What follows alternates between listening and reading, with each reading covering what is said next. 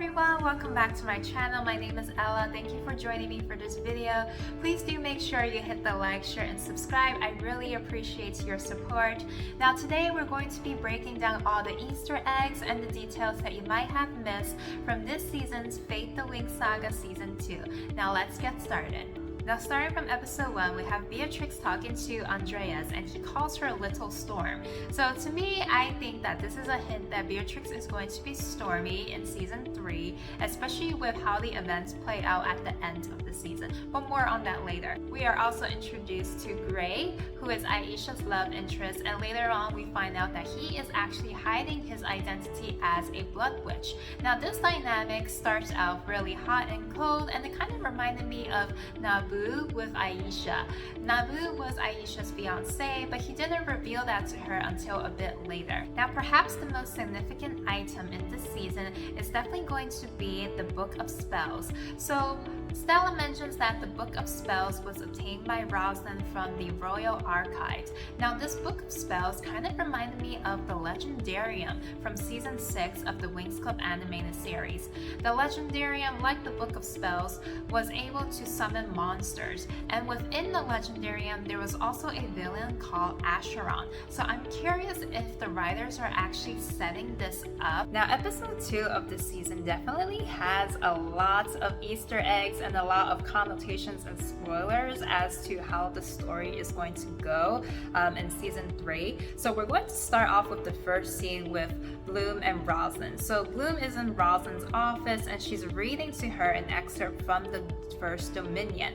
And in this excerpt, Bloom mentions about the Company of Light. So in the original series, it was actually Bloom's birth parents, Miriam and Oratel, that created the Company of Light to fend off from the Dark Witches.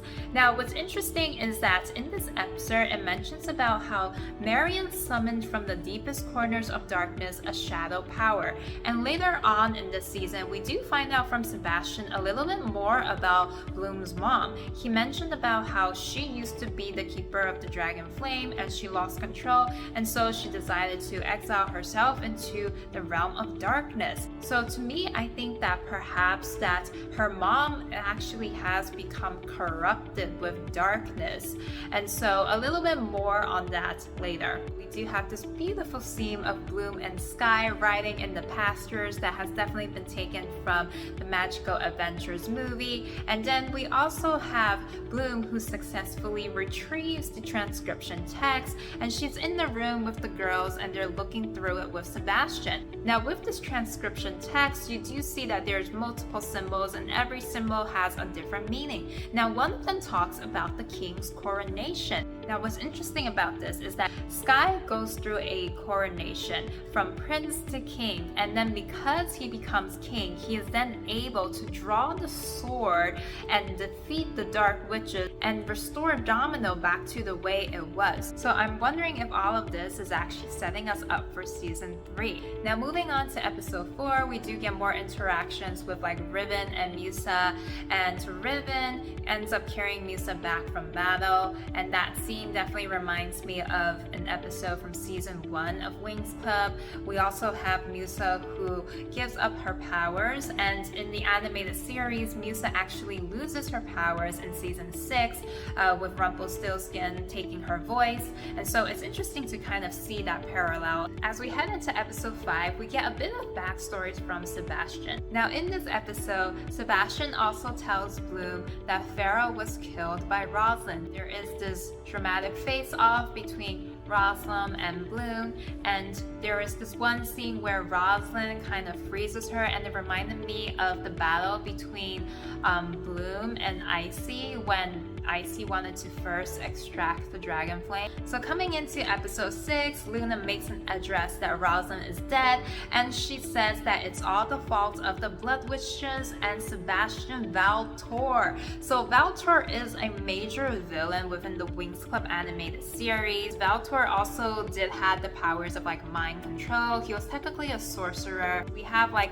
all these Blood Witches that are male, and they kind of remind me of the fairy hunters from the animated series. So I think that it was pretty interesting with like what they did with like the villains for this season. I mean, it all worked out. Now finally, moving on to the last episode, we have Bloom finding out that she was actually kept in stasis for 1,000 years. We have a moment where Sky actually does die but then comes back to life, which I feel is really similar to the animated series in season 2 when the witches attacked Red Fountain in search of the Codex. Now the series ends with Bloom leaving the girls as she moves into the realm of darkness to close off the portal, but I also think it's because she wants to go and find her mom.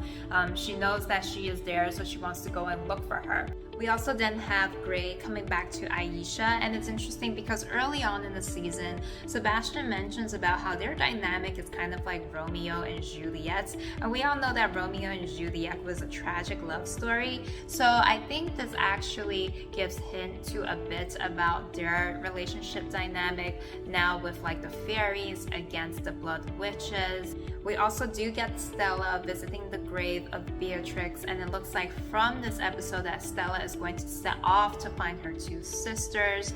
Now, as Stella is leaving, we do have this dark shadow creature that was mentioned in the book appear over Beatrix's grave, but do notice that Beatrix is also buried next to Andreas. So I think that Beatrix is definitely going to be coming alive, but I also wonder if she possibly will also want her father to be there with her as well. So we might be seeing a return of both of these characters in season 3. Now, in terms of the shadow creature that is looming over Beatrix's grave, he kind of reminds me of the Shadow Phoenix from the animated series, also known as Lord Darkar. So I don't know, maybe we will be seeing him in the next season as the villain, but definitely for sure, I think we are going to be seeing the Trix. Now, as the series comes to a close, we have Bloom in the realm of darkness, and she is approaching the spire that actually looks a little bit like Cloud Tower,